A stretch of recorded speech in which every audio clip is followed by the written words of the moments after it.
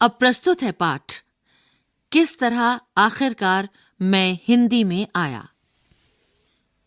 एक ऐसी बात, एक ऐसा जुमला मुझसे कह दिया गया था कि मैं जिस हालत में था उसी हालत में, और जो कुछ 5-7 रुपए मेरे पास थे उन्हीं को लेकर दिल्ली के लिए पहली ही बस जो मुझे मिलती थी चुपचाप उसी पर चढ़ा और चल दिया।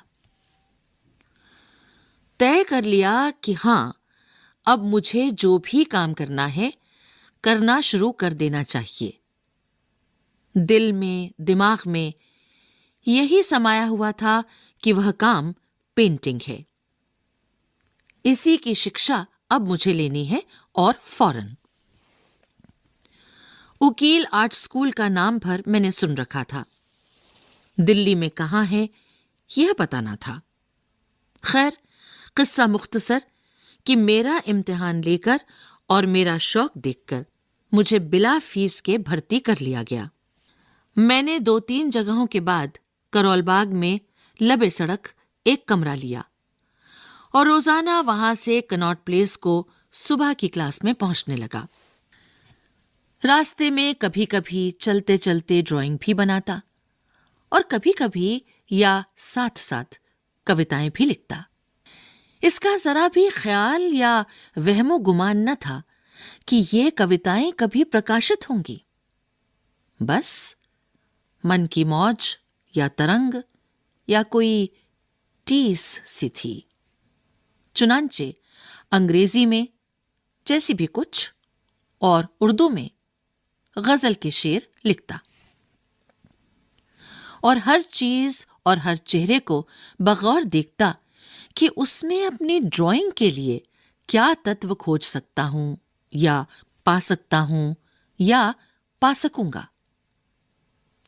आंखें थक जाती थीं, बहुत थक जाती थीं, मगर उस खोज का हर चीज और चेहरे और दृश्य या स्थिति और गति का अपना विशिष्ट आकर्षण कम ना होता था। बस आंखों की ही मजबूरी थी। कभी कभी तेज बहादुर मेरे भाई कुछ रुपए भेज देते थे या साइन बोर्ड पेंट करके कुछ सहारा कर लेता था। मेरे साथ एक पत्रकार महोदय भी आकर रहने लगे थे। महाराष्ट्री, बेकार थे, 30-40 के बीच में। वह इलाहाबाद यूनिवर्सिटी के हॉस्टलों का कभी कभी जिक्र करते। Allahabad, my weakness. अंदर से मेरा हृदय बहुत उद्विग्न रहता। यद्यपि अपने को दृश्यों और चित्रों में खो देने की मुझमें शक्ति थी, मगर अंदर से दुखी था। पत्नी का देहांत टीबी से हो चुका था। दिल्ली की सड़कों पर अकेला, एकदम अकेला, और बस घूमता घूमता कविताएं घसीटता या स्केच, और अपनी खोली में आकर अपना अकेलापन खोकर बोर होता। मेरे कवि मित्र और बीए के सहपाठी नरेंद्र शर्मा एमए कर चुके थे और दिल्ली में एक बार उनसे मुलाकात भी हुई थी। पता नहीं वह कांग्रेस की राजनीति में संलग्न थे या कोई पत्रकारी वसीला खोज रहे थे। तभी एक बार बच्चन स्टूडियो में आए। क्लास खत्म हो चुकी थी, मैं जा चुका था। वह एक नोट छोड़ गए मेरे लिए। मुझे नहीं याद कि उसमें क्या लिखा था, मगर वह एक बहुत मुख्तसर सा और अच्छा सा नोट था। मैंने कहीं बहुत गहराई से अपने को कृतज्ञ महसूस किया। मेरी बहुत ही बुरी आदत है पत्रों का जवाब ना देना। चाहे सैकड़ों जवाब बास पत्रों के मन ही मन लिख लिख कर हवा में सांस के साथ बिखराता रहूं कई दिनों तक, तो मेरे इस मौन की उपलब्धि, मेरी कृतज्ञता को व्यक्त करती हुई एक कविता उभरी, अंग्रेजी में।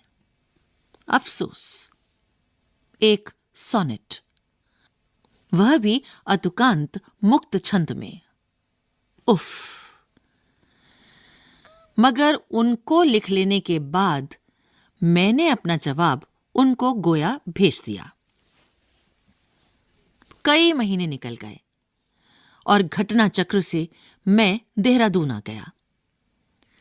अपनी ससुराल के केमिस्ट्स एंड ड्रगिस्ट्स की दुकान पर कंपाउंडरी सीखने लगा और अच्छी खासी महारत मुझे टेढ़े मेढ़े अजूबा इबारत में लिखे नुस्खों को पढ़ सकने की हो गई।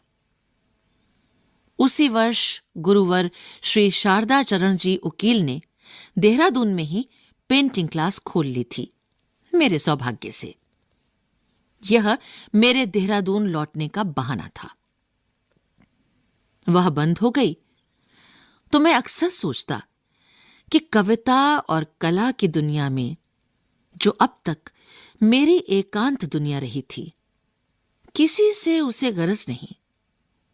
और अब भी बहुत कुछ वैसी ही बात है। अब मैं कहां हूं? मेरी आंतरिक दिलचस्पियों से किसी को दिलचस्पी नहीं थी और मैं मुंह खोलकर कुछ नहीं कह सकता था किसी से।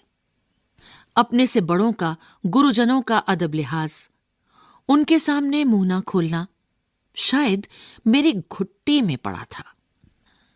अपनी बहुत ही आंतरिक एकांतिकता का मैं अभ्यासी तो हो गया था, मगर अंदर से बहुत खिन्न और दुखी था और परिस्थिति के साथ सामंजस्य बैठाने की कोशिश कर रहा था। कर्तव्य जहां तक हो सकता था। ऐसे में न जाने क्यों एक दिन यूं ही वही सोनेट मैंने बच्चन को पोस्ट कर दिया। बच्चन गर्मियों की छुट्टियों में सन 1937 में देहरादून आए। बृजमोहन गुप्त के यहां ठहरे। इत्तेफाक देखिए कि यही अब डॉक्टर बृजमोहन गुप्त मेरे भाई के मित्र और उनके पिताजी मेरे पिताजी के पड़ोसी और मित्र रह चुके थे देहरादून में ही। बृजमोहन के साथ बच्चन डिस्पेंसरी में आकर मुझसे मिले। एक दिन मेहमान भी रहे। वह बच्चन की शुरू की धूम का जमाना था। प्रबल झंझावात सा थी। देहरादून के उसी साल की यादगार है। किस जोर की आंधी आई थी। उफ! कितने बड़े बड़े पेड़ बिछे पड़े थे सड़कों पर। टीन की छतें उड़ गई थीं और बच्चन उसी आंधी बारिश में एक गिरते हुए पेड़ के नीचे आ जाने से बाल बाल बचे थे। हम सबका सौभाग्य। आज मैं स्पष्ट देख रहा हूं कि जो तूफान उनके मन और मस्तिष्क की दुनिया में गुजर रहा था, वह इससे भी कहीं प्रबल था। पत्नी वियोग हाल ही में हुआ था और कैसी पत्नी का वियोग, जो इस मस्त नृत्य करते शिव की उमा थी, आत्मा से अर्धांगिनी। निम्न मध्य वर्ग के 37 के भावुक आदर्शों और उत्साहों और संघर्षों की युवा संगिनी। मैं कल्पना ही कर सकता हूं कि वह कवि के लिए क्या कुछ न रही होगी। एक निश्चल कवि जिसके आर पार आप देख सकते हैं। बात का धनी, वाणी का धनी, हृदय मक्खन, संकल्प फौलाद, ऐसे व्यक्ति की साथी। एक और बरखा की याद आ गई। इस देहरादून की सी नहीं, मगर भरी बरसात की झमाझम बरखा इलाहाबाद की। गाड़ी पर पहुंचना था, रात का वक्त। मेजबान इसरार कर रहे हैं, भाई इस वक्त कुली न तांगा, कैसे जाओगे, सुबह तक रुक जाओ।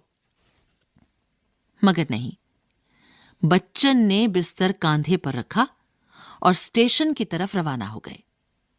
जहां पहुंचना था वक्त पर पहुंचे। इलाहाबाद मुझे बच्चन ही खींचकर ला सकते थे। कोई इस संभावना की कल्पना भी नहीं कर सकता था, मैं स्वयं नहीं। और उस पर मैं बच्चन को तब जानता भी कितना था, बराए नाम।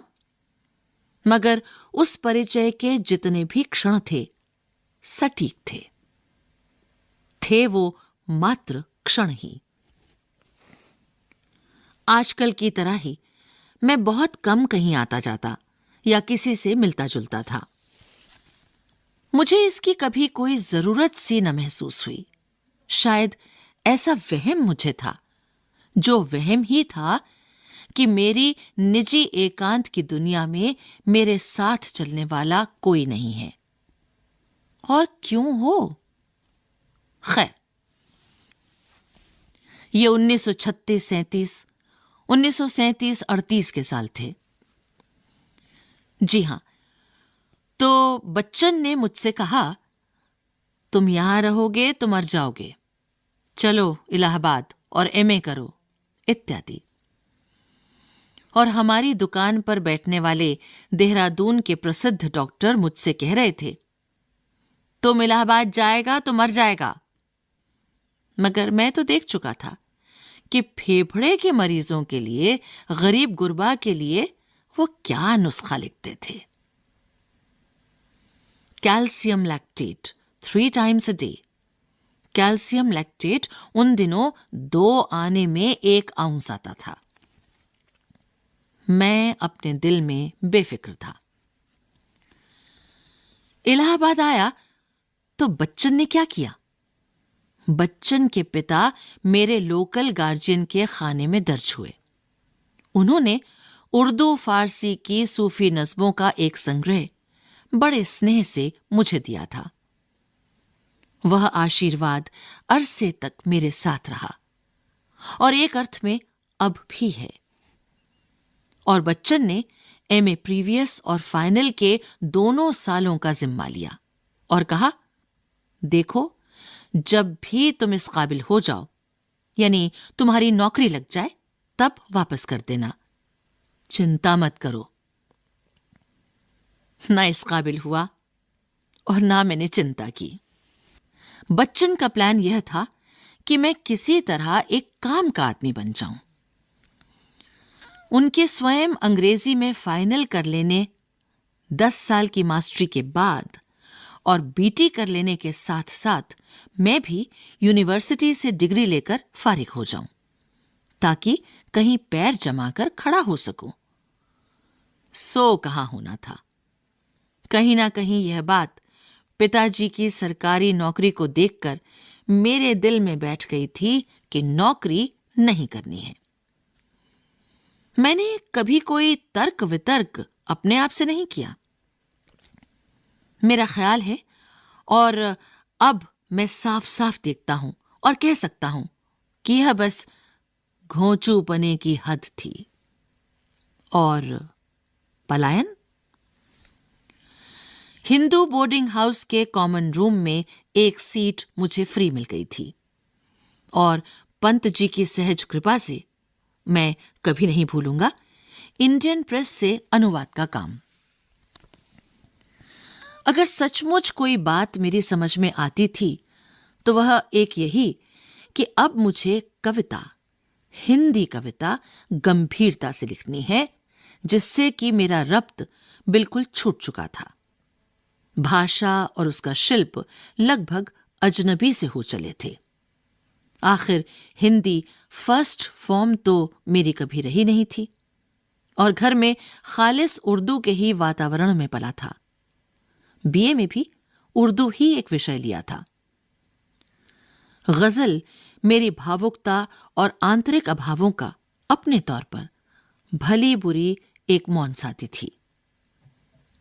जैसी भी कुछ थी अपनी थी। शायद विषयांतर हो रहा था, मगर बच्चन मेरे जिस साहित्यिक मोड़, मेरे हिंदी के पुनर्संस्कार के प्रमुख कारण बने, मैं उसको यहां कुछ स्पष्ट करना चाहता हूं। एक बार पहले भी सन 33 में प्रीवियस का इम्तिहान दिए बिना ही यूनिवर्सिटी छोड़कर जा चुका था, मगर तब तक कुछ रचनाएं सरस्वती और चांद में छप चुकी थीं, और बच्चन ने अभ्युदय में प्रकाशित मेरे एक सोनेट को पसंद किया था और कहा था कि वास्तव में यह खालिस सोनेट है, यद्यपि मुझे उनसे मतभेद है। बहरहाल, तो सन 1937 में भाषा यानी हिंदी मुझसे छूट सी चुकी थी। अभिव्यक्ति का माध्यम मात्र और सदैव एकांततः अपने लिए या तो अंग्रेजी था, अफसोस, या उर्दू गजल। हां, आज एक बात के लिए मैं अपने पछाही सीधे सादे जाट परिवार और अपने बचपन के युग को धन्यवाद देता हूं कि किसी भाषा को लेकर कभी कोई दीवार मेरे चारों तरफ खड़ी न हो सकी जो मेरे हृदय या मस्तिष्क को घेर लेती। अफसोस इतना ही है कि मैं जमकर कोई साधना भाषा या शिल्प की नहीं कर सका। हिंदी ने क्यों मुझे उस समय अपनी ओर खींचा, इसका स्पष्ट कारण तो मेरी चेतना में निराला और पंत थे, उनसे प्राप्त संस्कार और इलाहाबाद प्रवास और इलाहाबाद के हिंदी साहित्यिक वातावरण में मित्रों से मिलने वाला प्रोत्साहन। और हिंदी आज भी अपनी ओर खींचती है, बावजूद कम से कम मुझ जैसों को दुखी और विरक्त करने वाले अपने संकीर्ण सांप्रदायिक वातावरण के। बच्चन इस वातावरण को आज मर्दानावार झेल ही नहीं रहे हैं, अपनी कविता में उच्च घोष से बार बार बता भी रहे हैं कि यह वातावरण किसी भी जाति के सांस्कृतिक इतिहास में कैसी हीन संकुचित मनःस्थिति का द्योतक होता है। मगर सन 37 में मेरा हाल यह था जैसे मैं फिर से तैरना सीख रहा हूं। 3 सालों में बहुत कुछ भुला चुकने के बाद मेरी अंतश्चेतना का यही स्वर था कि बच्चन शायद मुझे इसीलिए इलाहाबाद लाए हैं। वह मैदान में उतर चुके हैं, बस जरा आर्थिक रूप से निश्चिंत हो जाने की देर है। बहुत से बहुत 1 साल, और मुझे भी मैदान में उतरना है अपने तौर पर। मुझे भी कमर कस लेनी है। यही भाव मात्र मेरे मन में स्पष्ट था और मुख्य, और कोई भाव नहीं। मुझे याद है कि बच्चन ने एक नए स्टैंजा का प्रकार मुझे बताया था। 14 पंक्तियां, सोनेट नहीं, और तुकों का प्रभावकारी विन्यास, बीच बीच की अनेक पंक्तियां अतुकांत। मुझे बहुत आकर्षक लगा था वह प्रकार। मैंने तबीयत पर जोर डालकर उस प्रकार में एक रचना की थी। बच्चन को नहीं मालूम, मालूम किसी को भी नहीं, क्योंकि कभी छपी नहीं। बच्चन के लिए तो वह कविता का एक बंद था, और मेरे लिए वह एक बंद पूरी कविता हो गई। मगर मैंने जो लिखा वह वस्तुतः सोनेट से अलग रूप न ले सका। बच्चन ने तब तक उस नवीन फॉर्म में कोई कविता न रची थी। खैर, बच्चन के निशा निमंत्रण की कविताओं के रूप प्रकार ने भी मुझे आकृष्ट किया। मैंने कुछ कविताएं उस प्रकार में लिखने की कोशिश की, मगर मुझे बहुत मुश्किल जान पड़ा।